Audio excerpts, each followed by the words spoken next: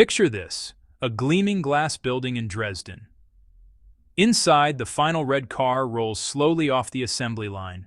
Workers watch in silence. It's December 2025, and after 88 years of unbroken production on home soil, Volkswagen, Germany's automotive titan, has just done the unthinkable.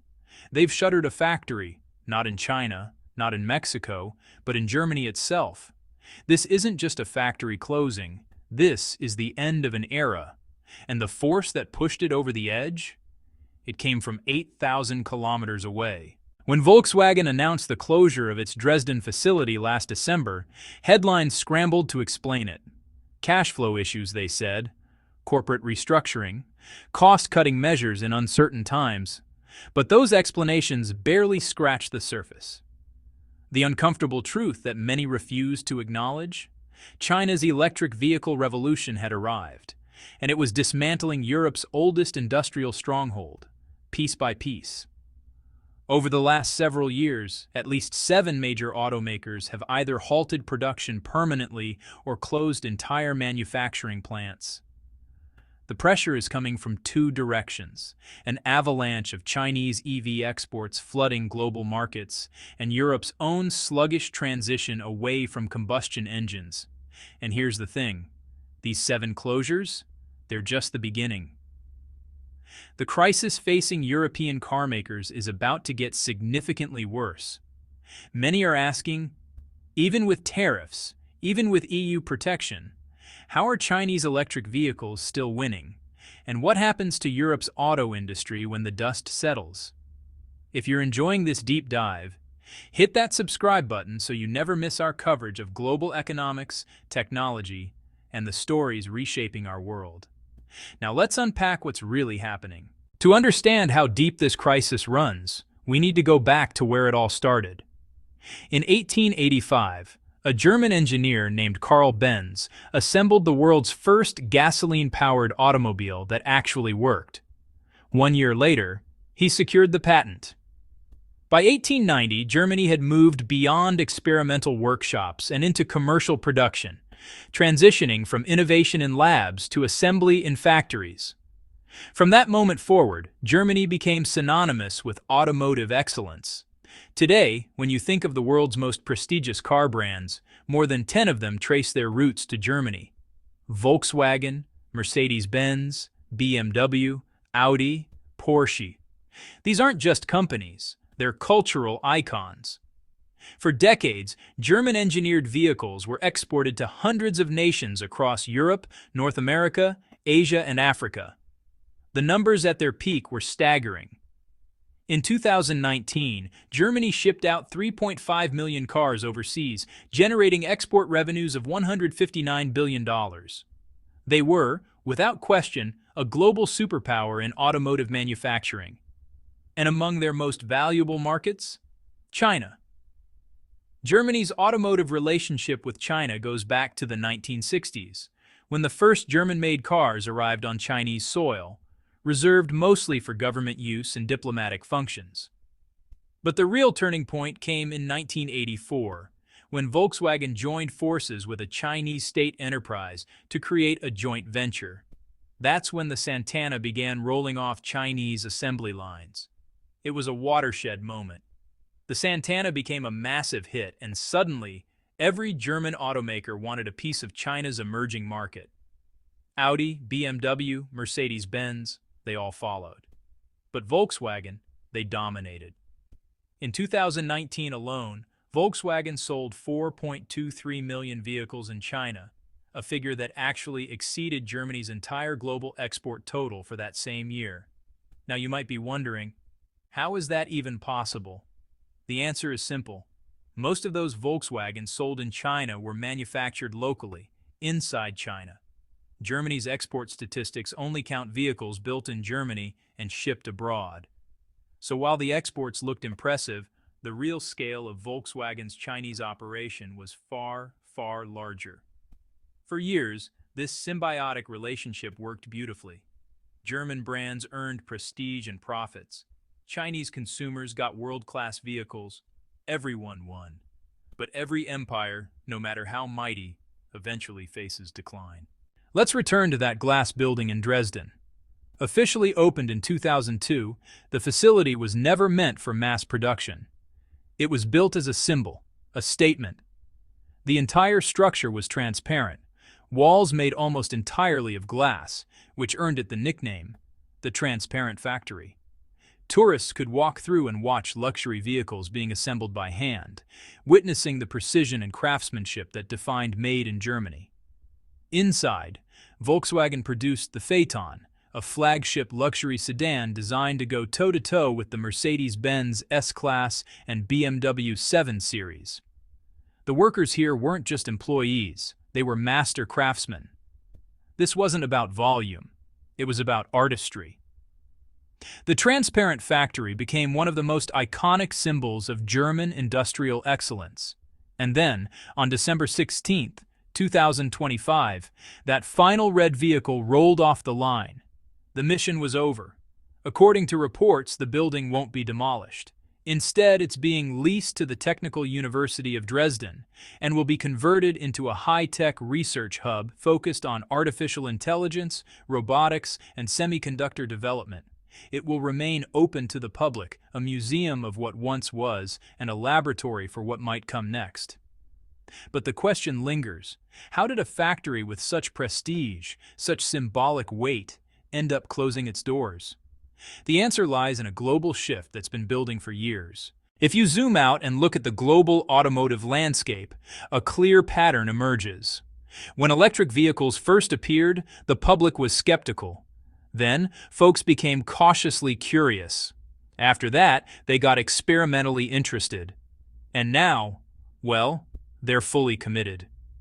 EVs are no longer a niche product, they're mainstream. And whether traditional automakers like it or not, the internal combustion engine is being phased out by history itself. In this new era, one country has claimed total dominance: China. China is now the world's largest producer of electric vehicles, the largest seller, and the largest exporter. This isn't just leadership in one category, it's across-the-board supremacy. And as Chinese automakers expanded internationally, Europe became a prime target. Germany, in particular, stood out as a must-win market. Here's where the numbers get revealing. In 2023, China exported approximately 447,000 electric vehicles to Germany. In the same year, Germany exported only around 11,000 EVs to China. That's a 40-to-1 ratio. Chinese-made electric vehicles have become a critical supply source for German consumers, and the trend is accelerating fast. By 2025, Chinese EV brands are projected to control about 11% of Europe's entire electric vehicle market. And just as German brands like Volkswagen once captivated Chinese buyers, European consumers are now falling for Chinese brands, especially BYD. BYD is currently one of the fastest-growing EV brands in Europe, regularly outselling even Tesla in certain markets. Other Chinese brands may not yet match BYD's popularity, but their sales are steady and climbing. Why? Let's talk specs. In the 20,000 to 40,000 euro price range, the sweet spot for most European EV buyers, Chinese brands offer lower prices, better features, and faster delivery times. And this segment represents the bulk of Germany's electric vehicle demand. Beyond pricing, Chinese EVs are also leading in areas like autonomous driving technology, smart cabin features, and battery range. Put yourself in the shoes of a European shopper. If you could spend less money for a car with superior technology and a better driving experience, would the country of origin even matter? The answer, increasingly, is no. As Chinese brands carve out larger slices of the global market, German automakers are being squeezed from all sides. The result? Factory shutdowns, mass layoffs, financial freefall, and the closure of the Transparent Factory? That's just one symbol of a much broader collapse. In the third quarter of 2024, operating profits at Germany's Big Three, Volkswagen, BMW, and Mercedes-Benz, plummeted by nearly 80% compared to the previous year. It was their worst performance since the 2009 financial crisis. The fallout has been brutal.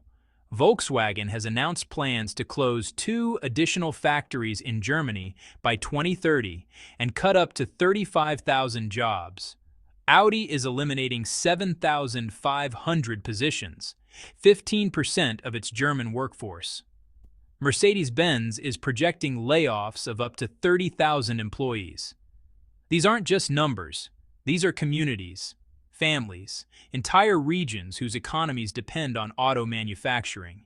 Chinese electric vehicles haven't just disrupted Germany's business model, they've shattered it. So here's the big question.